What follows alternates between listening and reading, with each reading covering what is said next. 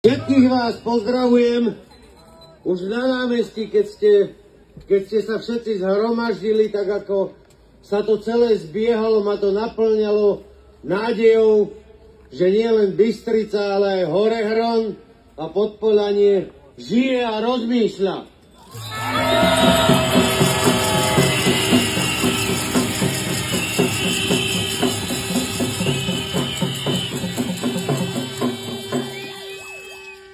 Vaše reakcie pri tom, čo hovorili tie dievčatá, tie študentky, ma rozplakali a ja vám ďakujem, lebo to bol ten radostný plač. Urobili ste mi veľkú radosť tým, že sa tu stretávate, že sa tu stretávame, že myslíme na to, čo s nami bude, čo bude s našou budúcnosťou, čo bude s budúcnosťou našich detí. Ďakujem vám.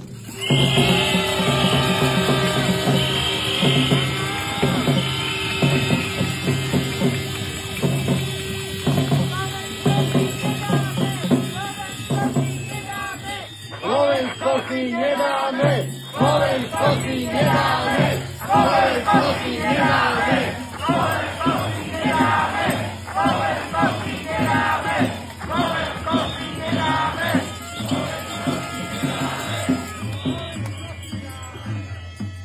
Narodil som sa na Horehroní, vyrastal som v Podpolaní.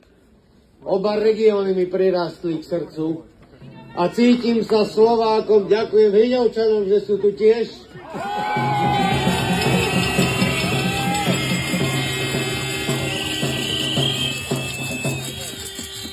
Cítim sa Slovákom, ale keďže som v zamestnaní, ktoré mi umožnilo aj veľa cestovať a spoznávať, cítim sa zároveň aj Európčanom.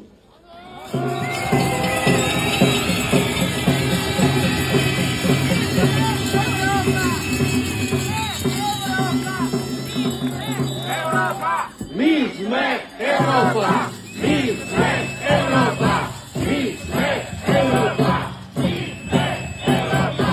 My sme Európa! My sme Európa!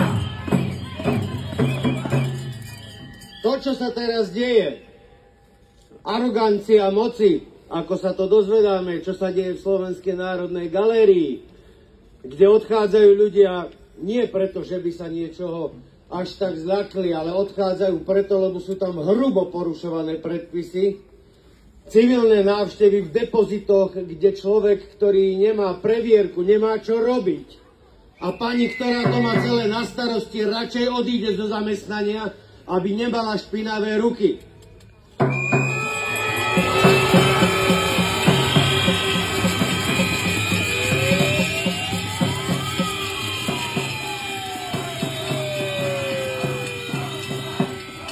Medzinárodné galérie končia spoluprácu s týmito inštitúciami. Pozerajú sa na Slovensko cez prsty, čakajú, ako to tu celé dopadne, aj keď vidia, že už to tu vrie vďaka vám. My sme tí, na ktorých sa čakalo.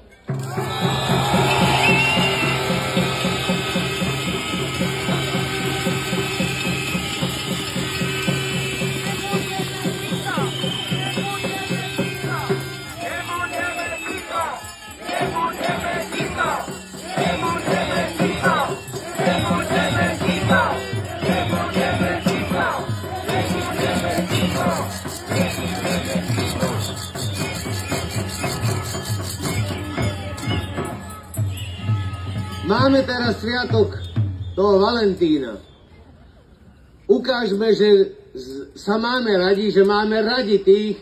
Je to veľmi ťažké, tak ako to na začiatku bolo aj povedané. Je veľmi ťažko mať rád niekoho, kto ťa nemá rád, alebo kto ťa osočuje za tvoj názor, za tvoju vieru, za tvoju orientáciu, za čokoľvek. Je to veľmi ťažké. Skúsme byť ale stále slušní a prejavovať úctu. Dávajme si pozor na svoje slová, pretože slovo je nabitá zbraň.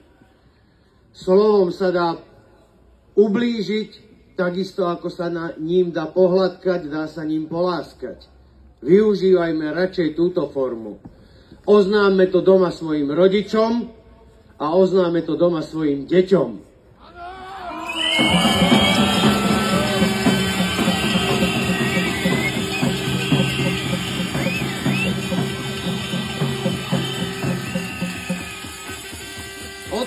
sa stretneme znova.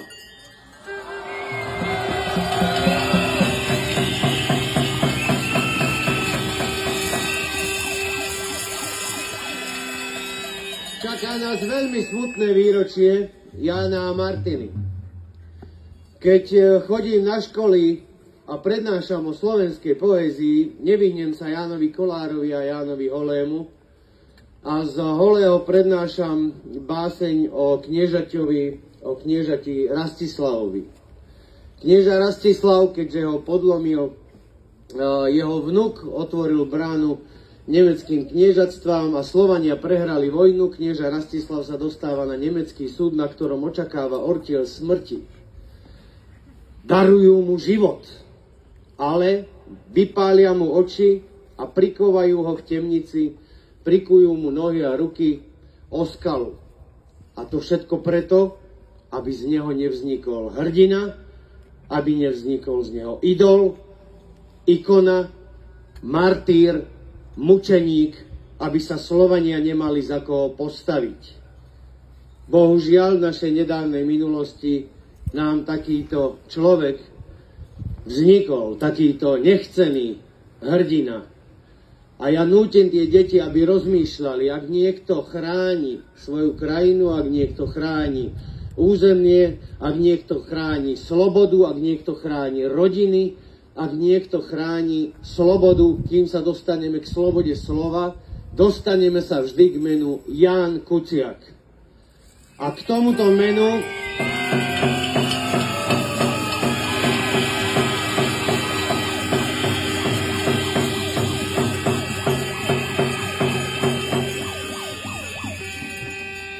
dnes už patria prívlastky ako hrdina, ikona, idol, martýr a možno aj mučeník.